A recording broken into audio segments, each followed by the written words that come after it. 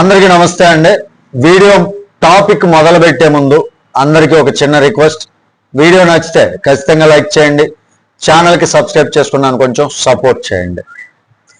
తెలంగాణ రాజకీయాల్లో భారీ ట్విస్ట్ జరిగిపోయిందండి. కల్వకుంట్ల కవిత కొత్త రాజకీయ పార్టీని ప్రకటించారు. పార్టీ పేరు ఏంటంటే తెలంగాణ రాష్ట్ర సేన. ఇప్పుడు మీరు ఒకసారి గమనించండి, పేరు కొత్తది కానీ వినిపించేటటువంటి బ్రాండ్ పాతదిగానే అనిపించడం లేదా? షార్ట్ ఫామ్ ఏమవుతుంది? తెలంగాణ రాష్ట్ర సేన షార్ట్ ఫామ్ గా మీరు ఆలోచించండి, టిఆర్ఎస్. అవునండి, అదే పాత తెరాస సెంటిమెంట్ ని మళ్ళీ రీకాల్ చేసేలా చాలా స్ట్రాటజిక్ గా ఈ పేరు పెట్టేశారు అన్నట్లుగా అనిపించట్లేదా? అవునండి, ఆ స్ట్రాటజిక్ గానే పెట్టారు. ఒకప్పుడు తెలంగాణ రాష్ట్ర సమితి తెలంగాణ ఉద్యమం కోసం పుట్టింది. ఉద్యమం కూడా చేసింది, పోరాడింది, రాష్ట్రాన్ని సాధించింది. 2 సార్లు అధికారంలోకి కూడా వచ్చింది. కానీ తర్వాత పేరు మార్చి బిఆర్ఎస్ అంటే భారత్ రాష్ట్ర సమితి అయింది.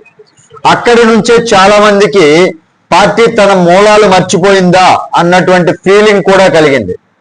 అదే పాయింట్ని ఇప్పుడు కవిత గారు క్యాచ్ చేశారండి.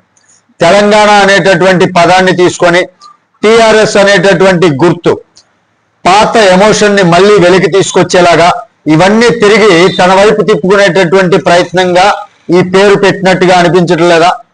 ఇంకా ముఖ్యమైనటువంటి విషయం ఏంటంటే ఆమె ఎక్కువగా టార్గెట్ చేస్తున్నది అధికారంలో ఉన్నటువంటి కాంగ్రెస్ పార్టీని కాదు, నేరుగా బిఆర్ఎస్ నే. ఎందుకంటే కాంగ్రెస్ ఓట్లు తగ్గితే లాభం ఎవరికైనా వెళ్తుంది, కానీ బిఆర్ఎస్ ఓట్లు చెల్లితే ఆ ఓట్లు ఎక్కడికి వస్తాయి? కవిత గారి కొత్త పార్టీ వైపే వచ్చేటటువంటి అవకాశం ఉంది. అంటే ఇది ఒక క్లియర్ స్ట్రాటజీ అండి.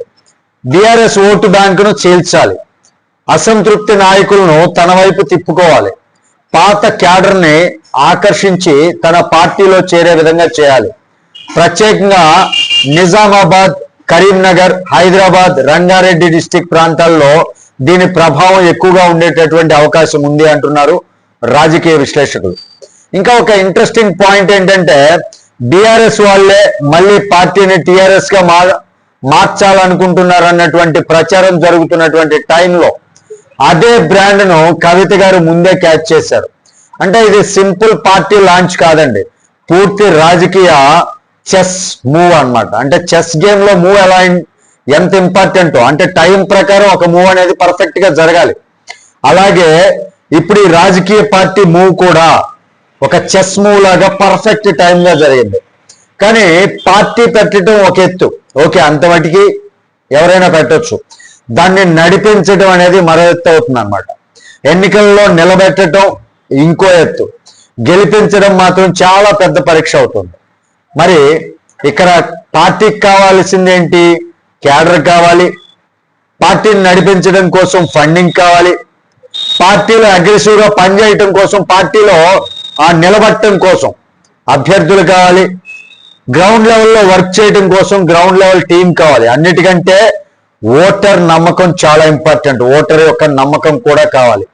కాబట్టి ఫైనల్ గా చెప్పాలి అంటే ఈసారి అధికారంలోకి వస్తుందా లేదా అనేది తర్వాత విషయం. కొత్తగా పార్టీ పెట్టిన వెంటనే అధికారంలోకి రావాలని లేదు, కానీ ఒక్క విషయం మాత్రం క్లియర్, తెలంగాణ రాజకీయాల్లో ఇప్పుడు అసలు ఫైట్ మొదలైంది. ఈ కొత్త టిఆర్ఎస్ అంటే తెలంగాణ రాష్ట్ర సేన బిఆర్ఎస్ కి షాక్ ఇస్తుందా?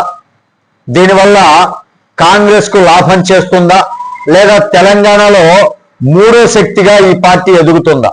కాలమే సమాధానం చెప్తుంది. మరి దీనిపైన కవిత గారు చేసినటువంటి ఈ పార్టీ పేరు ప్రకటన పైన మీ అభిప్రాయం ఏంటి అనేది కామెంట్ రూపంలో తెలియజేయండి. వీడియో నచ్చితే లైక్ చేయండి, ఛానల్కి సబ్స్క్రైబ్ చేయండి.